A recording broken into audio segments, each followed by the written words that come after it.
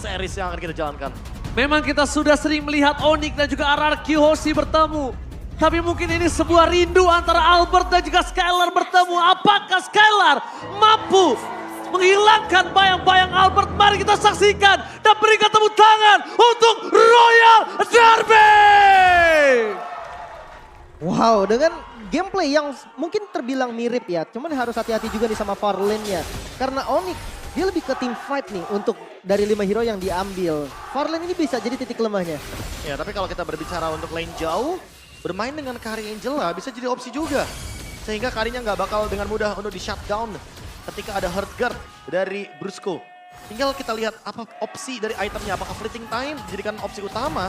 Karena sekarang melakukan poking damage terhadap Suns adalah solusi dari teman-teman RRQ Hoshi agar nantinya di setup turtle mereka lebih dominan. Makanya nih early-nya agak susah buat Suns juga. Karena Okta ya Valentina terbilang strong lane juga. Lihat pokingan damage-nya itu loh. Yes, tapi untungnya aja Kiboy juga menahan itu semua. Karena kalau Kiboy mau main Vengeance di awal juga untuk maksa ke arah Okta, ini nggak bakal berguna dengan ada Brusco di sana. Wow. Jadi akan cuma wasting the spell aja. Meanwhile di arah top lane, kondisi Irat dia bahkan di depan sana menggunakan Retribution untuk mendapatkan boots dan first blood didapatkan oleh pasukan dari tim RRQ. Informasi yang sangat mahal didapatkan Irat tidak adanya level 4 dan masih jauh. Sedangkan di sisi sana Irat tahu dia masih level 3 tapi meanwhile dia dapetin satu buah point kill. Level 4 bisa menjadi jawaban dari Kairi. Mencuri satu jungle dari Irat yang menurut gue pribadi ini cukup berimpact loh. Itu Iya, yang ya. tadi gue bilang kan. Kayak Barat sama Baxia. Baxia akan lebih enak, rotasinya lebih jalan, Be. Oke, tapi one by one situation. Skylar versus Albert di bottom lane. Sang tuan muda kali ini membuktikan kekuasaannya di atas Skylar. No, gak seperti ini sebenarnya pertemanan lama, tapi team fight tidak bisa dihindari. Di fight tidak bisa dihindari di arah top lane. Bahkan Don sedikit Irat. trigger dengan Avengers yang dimiliki. Irat dengan Kairi posisinya menangkap posisi para pemain dari RRQ dan Apres Ford-nya. Gak berhasil melakukan apapun. Kehilangan Kairi ketika turtle-nya ada di lane of Dawn ini bukan keputusan yang baik. Dan ini sebuah pertanyaan yang Profesor kami pernah tanyakan. Early game RRQ untuk mendapatkan turtle pertama mereka cukup sulit. Tapi kali ini mereka membuktikan ya Profesor. Mereka sudah menemukan solusinya dan itu adalah offense play ke XP lane. Kairi dan Boots tumbang di early game bukan potensi yang baik.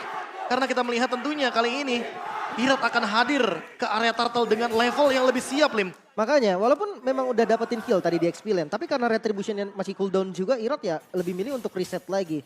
Dan gue suka banget pergerakan Sun yang adaptif banget. Dia tarik langsung turtle-nya.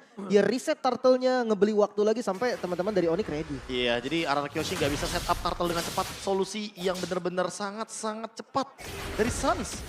Play adaptif. Dan kali ini malah mereka yang take over turtle-nya. Lagi-lagi turtle pertama. Masih akan diperebutkan walaupun Irat unggul secara level dan Kairi akhirnya menyentuh ke level yang ke-6. Tapi team fight harusnya tidak bisa dihindari lagi. Oke, kali ini mereka udah membuka. Dan juga arah turtle di depan sana. Memaksakan ke arah Kiboy untuk masuk dengan Vengeance yang dimiliki. Dan langsung ada Hardcut. Para miss dengan Nether Realm.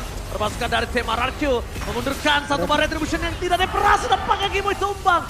Para pasukan dari tim RRQ mereka memaksakan satu buah team fight kembali yang tidak bisa dihindari oleh seorang Kairi. Meskipun begitu Okta tumbang tapi lihat retribution di tangan Kairi. Berhasil didapatkan turtle yang pertama. Meskipun Kairi harus tumbangkan di arah top lane. Oh, selamat. Gak berhasil. Don gagal untuk menjelaskan tugasnya dan bahkan Boots out of nowhere berhasil menangkap Irat dan Boots still survive in the top lane. Oh my god, dikembalikan bahkan Brusco-nya pun akan tumbang. Masalah utamanya adalah team fight turtle tadi. Kairi tuh gak pakai retribution. Irat Iya. terkena energy eruption. Dia terkena taunt. Dia tidak bisa menggunakan retributionnya sehingga lagi dan lagi Ranger emas. Kita harus melihat RRQ Hoshi yang dulu kita kenal dengan turtle pertama fightnya sangat luar biasa. Mereka kehilangan kendali kembali terhadap objektif pertama mereka. Masih dengan kehilangan turtle pertama sampai saat ini. RRQ Hoshi kehilangan taringnya. Kehilangan pedang tertajamnya yang mungkin identitas mereka dari dulu, Profesor. Itu selalu jadi identitas utama mereka. Team fight di objektif pertama dan kali ini kalau kita melihat dari team fight yang cukup panjang tadi tidak ada mata yang tidak melihat Nether Realm. Okta dan juga Suns sama-sama melakukan Nether Realm di waktu yang sangat-sangat optimal. Tapi kalau kita lihat sedikit dari emblem, Albert membawakan emblem Assassin Full full. damage. Rapture dan juga Master Assassin. Dia ingin memenangkan match up 1v1 lawan Skylar yang kebetulan membawakan Festival of Blood dan Firmness. Yes, Skylar cuma bisa bertahan semaksimal mungkin. Tapi mungkin Skylar akan lebih berani dan juga pemikirannya dia dengan ada Brusco dia juga akan cukup aman. Gak mungkin terkena solo pick off harusnya. Ada hard guard. Iya dengan kalkulasi yang mereka miliki. Tapi miscalculate itu bisa merubah segalanya. Dan bahkan di depan sana Maksa Irat tertarik ke belakang. Divide pun terjadi. Energy Eruption menuju ke arah Irat. Tapi dengan adanya Albert yang tidak bisa datang. Tidak bisa following up ke arah sana. Harus disengage dari kedua belah pihak. Temponya kembali diturunkan lagi. Mereka bawa farming dulu. Mungkin di turtle kedua ini akan menjadi medan teamfight yang bagus untuk mereka. Tapi Onyx selalu menjadi Onyx ya. Mereka ingin melakukan trigger terhadap Brusco dengan ultimate-nya hard guard. Tapi nggak terpicu barusan. Kalau terpicu kelar itu. Itu kalau terpicu udah pasti turtle-nya bakal lebih mudah untuk di setup.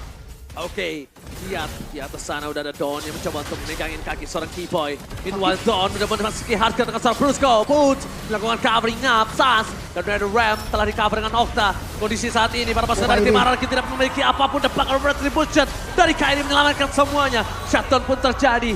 Dengan NetherRealm yang dikeluarkan oleh sosok seorang Sans.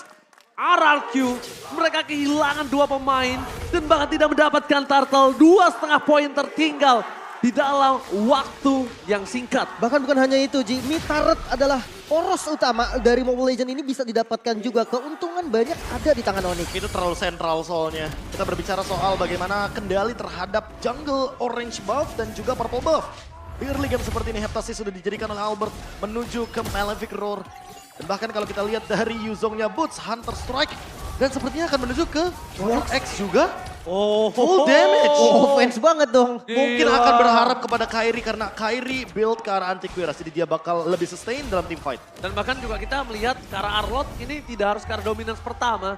Karena Sats udah menggunakan Knuckles of Durance. Jadi dia akan turunkan temponya dan akan lebih membuat tebal.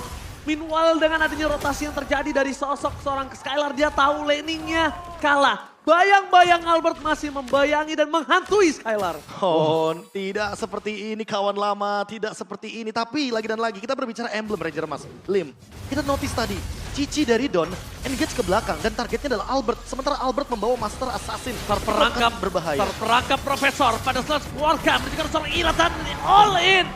All in terjadi ke arah Irat. RRQ, para pasukan lainnya tak mampu untuk maju. Mereka melepaskan Irat. Irat sudah kedua kalinya dia tumbang. Terejam-ejam. Gak bisa di backup juga sih, kondisinya tadi terlalu out position. Dan kalau seandainya di backup, gue rasa itu malah jadi di punishment tambahan sama Onyx. Iya, bisa jadi buy one get one karena Brusco hadir dengan hard guard. Itu akan malah menjadi petaka kedua. Ketika setup Turtle aja dia bakal jadi bahaya banget. Astaga, tapi dominasi Onyx ini dahsyat banget sih di awal. Fresh, Semua outer terus turret berhenti. itu udah hilang loh. Inner turret bawah juga nggak ada bahkan. Pressure-nya nggak berhenti, Turtle lagi dan lagi di setup Don. Harus berhati-hati, dia jump in ke belakang, ada Albert, Master Assassin akan aktif. Tapi lihat di sini lagi Hardcut sudah memasuki Dawn. Pada slash keluarga bersama dengan NetherRealm. Tapi nampaknya pasukan dari RRQ. Mereka tidak ada yang bisa nge-deal damage. Di belakang sana free dari sosok seorang Albert. Walaupun Kairi sekarang tapi lihat dapat memory. Menghilangkan Irat. The power of retribution dari sosok tim RRQ. Tidak ada, mereka harus mundur. Dan lagi-lagi Perfect Turtle di tangan sang Raja Langit. Oke, mundur teratur yang dilakukan oleh RRQ, kehilangan jungle bukan menjadi hal mudah, bahkan dengan keunggulan Turtle ini bulat menjadi 5.000 gold, Be. Ini 5.000 gold yang saat-saat offense dan masih mau dicari loh keuntungan lainnya menuju ke Skylar. Skylar cuma punya Purify di depan sana, masih tertahan begitu saja dari Keyboy. Dengan Final Slash yang gagal. Tapi itu tidak membuat apa-apa, tidak membuat RRQ lebih kuat sekarang karena 6.000 gold yang kalian bisa bayangkan. Berapa banyak item yang tertinggal? 6.000 gold. Semenjak kita melihat adanya 2 poin kill di RRQ Hoshi di early game tapi ternyata Turtle-nya terlepaskan begitu saja. Lim, ini kayaknya pressure early game-nya tidak berhenti dari Onyx. Mereka terus lead the gold bahkan sampai ada hampir 3 pemain di puncak rantai emas dari UBS Gold. Makanya top 3-nya loh, walaupun Skylar sekarang udah mulai ya menyalip nih sedikit demi sedikit.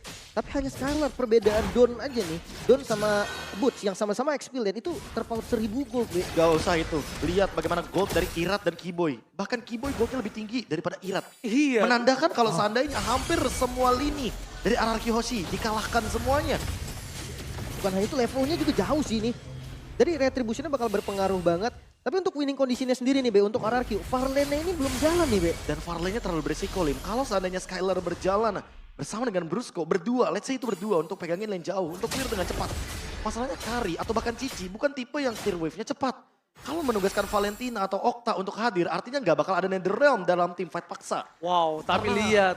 Wow. Audience prediction Royal Derby memang keras banget. RRQ Kingdom keras sekali untuk voting kali ini.